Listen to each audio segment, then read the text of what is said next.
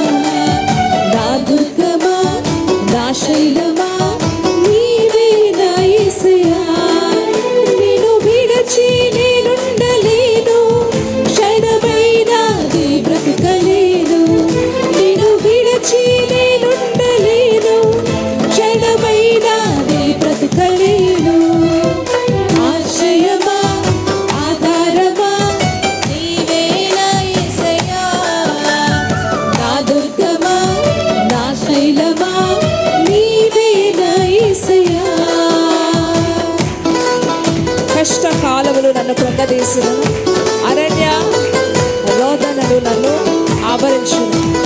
నా వెంటను ఉండి నీ కృపను చూపించవయ్యా. ఏమిచ్చి నేను రుణాన్ని తీర్చగలయ్యా?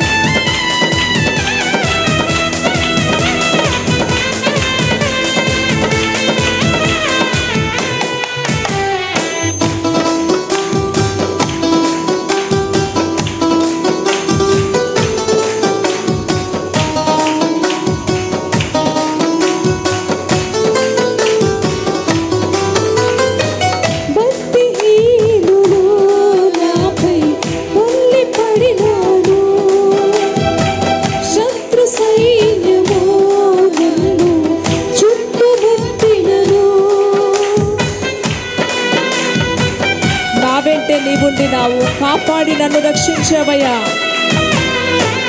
భక్తిహీనులు నాపై పొర్లి పడినాను, శత్రు సైన్యము నన్ను చాటుముట్టినను. నా వెంట నీవుండినావు, కాపాడి రక్షించినావు. నా వెంట నీవుండి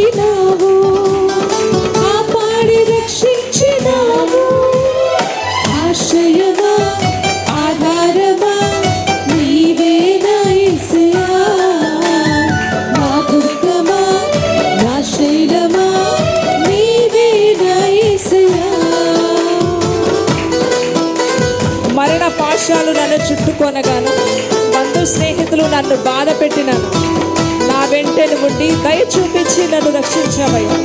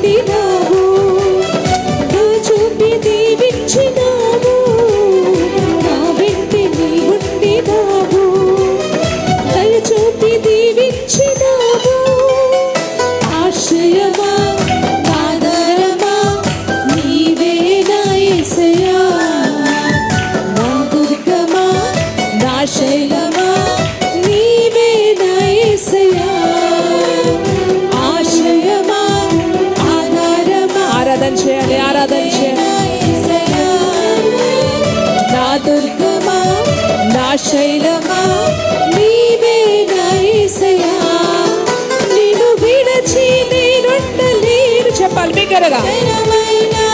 బ్రతుకలేను, నిన్ను విడిచి నేనుండలేను, క్షణమైన మరలా చెప్తాను బిగ్గరగా.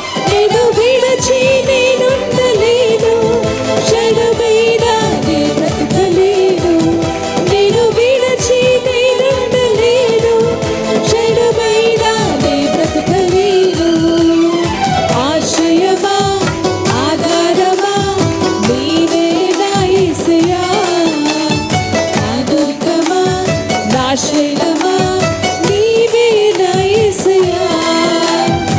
ఆశ్రయమా ఆధారమా నీవే నా యేసయ్యా, నా దుర్గమా నా శైలమా నీవే నా యేసయ్యా. గట్టిగా చెప్పండి కొట్టవలసిన.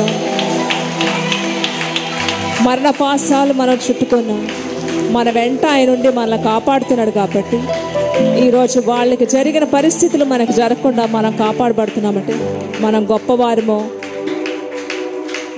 చాలా డబ్బు ఉన్నవారమో, ఇంకేదో కాదండి, ఇంకేదో కాదు. కేవలం ఆయన యొక్క ఉచితమైన కృప, ఆయనకు ఉచితమైన కృప నువ్వు కాపాడబడుతున్నావు.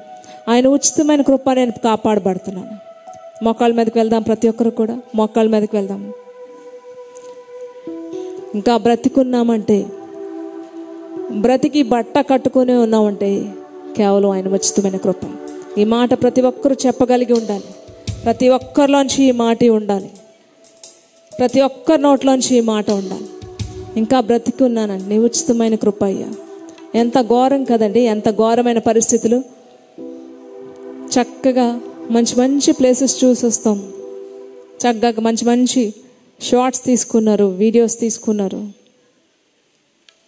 చక్కగా ఎంజాయ్ చేస్తున్నారు. కానీ అలాగే ఉంటుంది మా జీవితం అనుకున్నారు. కానీ ఇంతలో కనబడ్డారు, అంతలో విసిరి వెళ్ళిపోయిన గాలి ఎలాగ మళ్ళీ రాదు. ఒక్కసారి వెళ్ళిపోయిన గాలి మళ్ళీ వెనక్కి రాదు. మనిషి వెళ్ళిపోయిన లోకం నుంచి మళ్ళీ వెనక్కి రాడట. అలా ఉంటుంది, ఘోరంగా ఉంటుంది పరిస్థితి. అందుకే ఎప్పటికప్పుడు మనం ఆయన పాదాల దగ్గర మనలో ఒదిగి ఉండడం చాలా మంచిది. మనల్ని మనం తగ్గించుకొని ఉండడం చాలా మంచిది. గర్వం ఏం చేస్తుంది? నాశనానికి నడుపుతుంది. ఎలా ఉంది నా జీవితం, ఎలా ఉంది నా పరిస్థితి, ఎలా ఉంది? ఈరోజు చాలామంది ఆత్మీయ జీవితంలో దిగజారిపోయి ఉన్నారండి. ఒకప్పుడు భక్తిగా ఉండేవాళ్ళు. ఎంత భక్తిగా ఉంటాడు అని చెప్పుకునేవాళ్ళు మేమే. కానీ విశ్వాసి అయిన భార్య దొరికితే అట భర్త విశ్వాసంలోకి వెళ్తాడట. విశ్వాసి అయిన భర్త దొరికితే భార్య, అవిశ్వాసురాలి అయిన భార్య కూడా విశ్వాసంలోకి వెళ్తుందట. కానీ రోజులు మారిపోయండి. ఇప్పుడు రోజులు ఎలా ఉన్నారు? ఒక అవిశ్వాసి అయిన భార్యను తీసుకొని భర్త కూడా అవిశ్వాసంలోకి వెళ్ళిపోతున్నాడు. భక్తి లేదు. ఒకప్పుడు ఎంత స్ట్రాంగ్గా భక్తిలో ఉన్నారు, మా కంటితో మేము చూస్తున్నాం. నీ భక్తి కూడా నీ భార్య లోకంలోకి తీసుకెళ్ళిపోతుంది. ఏది నీ భక్తి ఈరోజు? ఏది నీ భక్తి?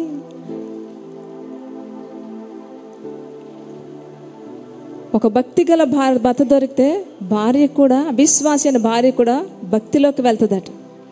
ఈరోజు మీ భక్తి మీ భర్తల్ని భక్తిలోకి తీసుకెళ్తుందా? నువ్వు అవిశ్వాసివా, విశ్వాసివా? నీ భర్త యొక్క భక్తిని బట్టి నువ్వేంటో చెప్పచ్చు. నీ భార్య యొక్క భక్తిని బట్టి నువ్వేంటో చెప్పచ్చు. దిగజారిపోయారు ఈరోజు అనేక మంది దిగజారిపోయారు. దేవుని సన్నిధి ఉండదు, ప్రార్థన అంటే ఇంట్రెస్ట్ ఉండదు. ఒకప్పుడు అబ్బా మాట్లాడితే దేవుని సన్నిధి, పెళ్ళయిందంతే, దేవుడు లేరు, ఇంకెవరు లేరు. ఏది ఎవరు దొరికారు నీకు? విశ్వాసి అయిన భార్య, అవిశ్వాసి అయిన భార్య దొరికిందా? నీ భక్తి జీవితాన్ని అంచనా వేయాలంటే నీ భార్య ఎలా ఉంది? నీ భక్తి జీవితాన్ని అంచనా వేయాలంటే నీ భర్త ఎలా ఉన్నాడు? మాకు తెలిసిన ఒక ఫ్యామిలీ, అమ్మాయి భయంకరమైన లోకస్తురాలు, కానీ భర్త చాలా మంచి విశ్వాసి, క్రిస్టియనే, కానీ సినిమాలు అన్నీ లోకమేనండి. ఆ భర్త మంచి విశ్వాసియే, ఆమెని చేసుకున్నాడు. కానీ ఎంత చక్కగా ఆ అమ్మాయిని మార్చుకున్నాడంటే, సినిమాల నుంచి, ఫ్రెండ్స్ నుంచి, లోకం, ఫుల్ లోకం. ఈ యొక్క అబ్బాయి మాత్రం దేవుడు, భక్తి జీవితం, మంచి భక్తిపరుడు. ఎంత చక్కగా భార్యను మార్చుకున్నాడంటే, మొట్టమొదట సినిమాలు కట్ చేశాడండి. నేను సినిమాలు చూడను, చూడడానికి వీల్లేదు. ఫ్రెండ్స్, విపరీతమైన ఫ్రెండ్స్తో కలిపి సినిమాలకు వెళ్ళడం, అన్నీ కట్ చేసుకొని వచ్చాడు. ప్రార్థన జీవితాన్ని నేర్పించాడు భార్యకి, ఉపవాసం ఉండడం నేర్పించాడు భార్యకి. ర్యాష్గా ఉంటుంది, ఎవరికి ఎటువంటిది ఇవ్వడం కానీ ఆ టైపే కాదు. ఈరోజు అందరికీ ఎలా పెట్టాలో, ఇతరులని ఎలా ప్రేమించాలో, వచ్చిన వాళ్ళని ఎలా రిసీవ్ చేసుకోవాలో నేర్పించాడు భర్త. నువ్వు ఇలా కాదు, ఇలా ఉండాలి. ఆ అమ్మాయి లైఫ్ టోటల్గా చాలా వ్యతిరేకం అండి, లోకంతో కలిసిపోయిన అమ్మాయిని. ఇలా కాదు, ఇలా ఉండాలి. ఈరోజు ఎలా ఉంది తెలుసండి, అమ్మాయి భర్తకి మించిపోయింది ఆత్మీయ జీవితంలో. హల్లెలూయా. ఉపవాసాలు ఉంటుంది. 20-30 మంది ఇంటికి ప్రేయర్కి వస్తే వండి పెడుతుంది, చక్కగా వండి పెడుతుంది, ఆతిథ్యం ఇస్తుంది. భక్తి జీవితం, మంచి జీవితం, కళలతో, దర్శనాలతో, వరాలతో దేవుడు ఆమెను నింపాడు. ఇప్పుడు నా మాట అబద్ధమా నిజమా? విశ్వాసి అయిన భర్త దొరికితే అవిశ్వాసి అయిన భార్య కూడా విశ్వాసంలోకి వెళ్తుందట. ఈరోజు అనేక మంది అవిశ్వాసంలోకి లాగేస్తున్నారు, అవిశ్వాసం చేసుకుంటున్నారు, వాళ్ళని లాగేస్తున్నారు. దిగజారిపోయారు ఇప్పటికే చాలామంది. ఆశ్చర్యమేస్తుంది. ఒకప్పుడు నా జీవితం ఇలా ఉండేది, కానీ నా భర్త నన్ను మార్చాడు. లోకానికి నుంచి ఫుల్ వేరైపోయి దేవుని కొరకు బ్రతుకుతున్నాను. ఉపవాసాలు, కన్నీటితో ప్రార్థన, కుటుంబాల కోసం ప్రార్థన చేస్తుంది, అనేకులకు సువార్త చెప్తుంది. ఒక విశ్వాసి అయిన భర్త భార్యని విశ్వాసంలోకి తీసుకురావడం అంటే ఇదే అండి. ఎలా ఉంది ఈరోజు మీ పరిస్థితి? ఆదివారం అటెండెన్స్, మళ్ళీ నెక్స్ట్ ఆదివారం అటెండెన్స్, మధ్యలో ఏం జరుగుతుంది?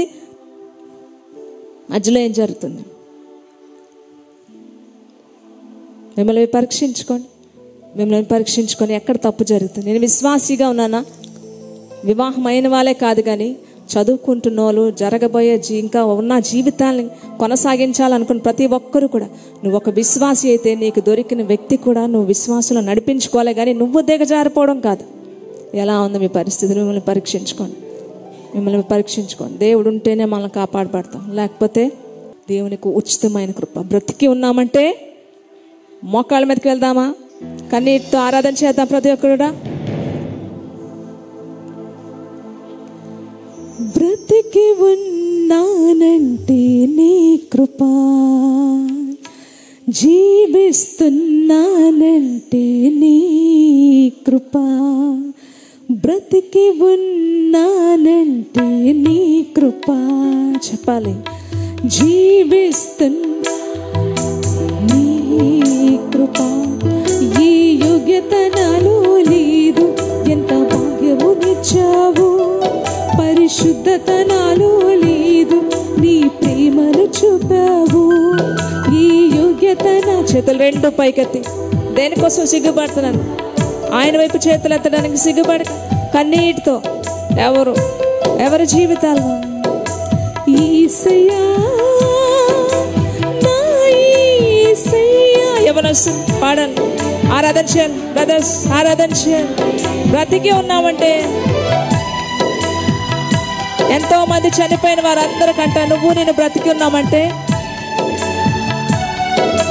నా యేసయ్యా బ్రతికి ఉన్నానంటే నీ కృప,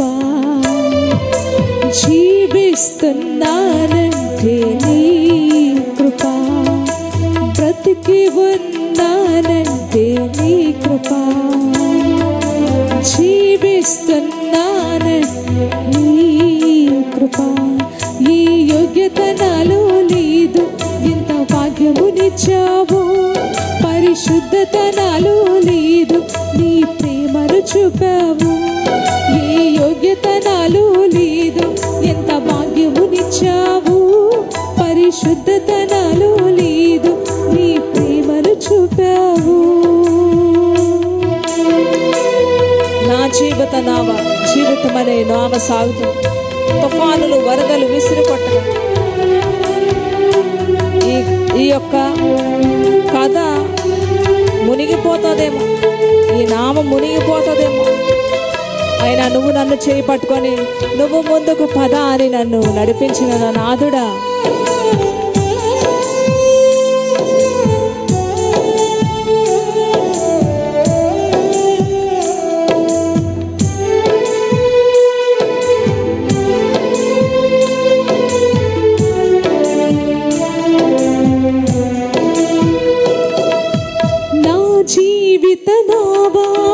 సాగుచుండగా తుఫానులు వరదలు విసిరి కొట్టగా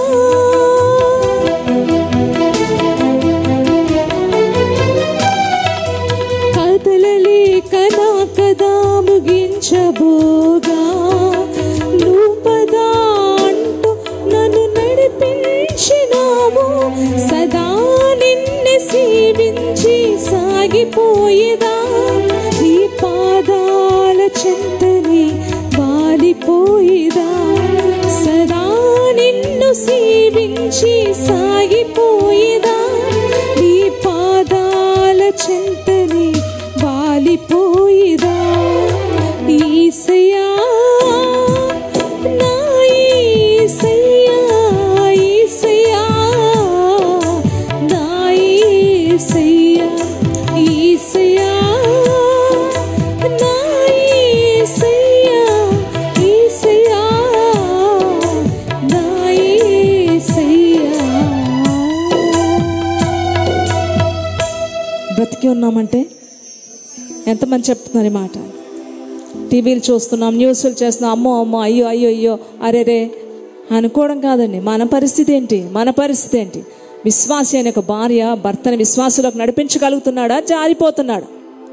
ఎక్కడ చూసినా హిందువులు ఏం జరిగినా వీళ్ళే కనబడతారు కుటుంబాలతో. ఏమంటే సరదాగా అండి, సరదా. బ్రతికి ఉన్నానంటే నీ కృప,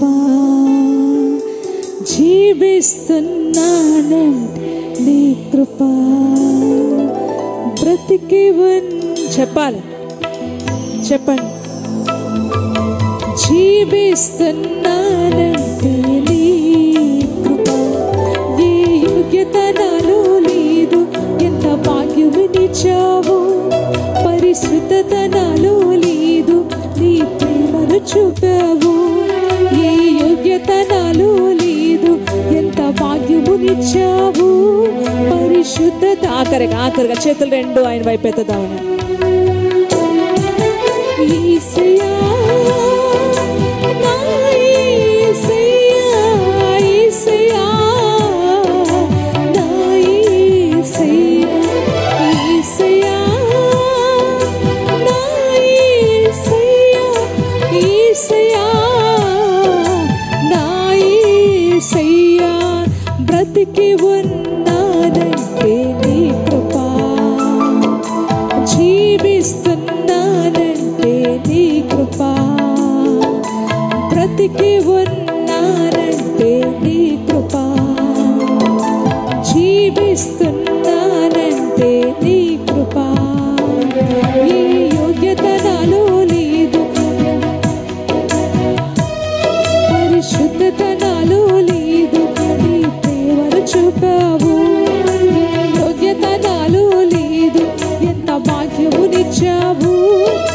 శుద్ధతనాలు లేదు, నీ ప్రేమను చూపావు యేసయ్యా, నా యేసయ్యా, యేసయ్యా, నా యేసయ్యా, యేసయ్యా, నా యేసయ్యా, యేసయ్యా, నా యేసయ్యా. ఇటువంటి కృతజ్ఞతతో ప్రతిరోజు ఏదైనా ఇన్సిడెంట్ చూసినప్పుడు వెంటనే ఏం చెప్పాలి? బ్రతికి నేనున్నానంటే నీ ఉచితమైన కృప అని వెంటనే నువ్వు చెప్పినప్పుడు దేవుని యొక్క గొప్ప ఆశీర్వాదంతో, ఆయన కాపుదలతో నువ్వు ఎప్పటికప్పుడు నింపబడతావు. నమ్మిన వారందరూ కూడా గట్టిగా చెప్పాలి కూడా గమనిస్తాం. ఏ అర్హత యోగ్యత నాలు, ఎంత గొప్ప భాగ్యాన్ని ఇచ్చో ఆ చనిపోయిన వాళ్ళందరి కోసం. అంటే అందరికంటే మనం చాలా గొప్ప వాళ్ళమా, దేవుని బట్టి గొప్ప వాళ్ళు. ఎంత గొప్ప భాగ్యాన్ని ఇచ్చావు. కృతజ్ఞత కలిగిన వారు ఒక్కరు ప్రార్థన చేయండి, దేవుని స్తుతిస్తూ.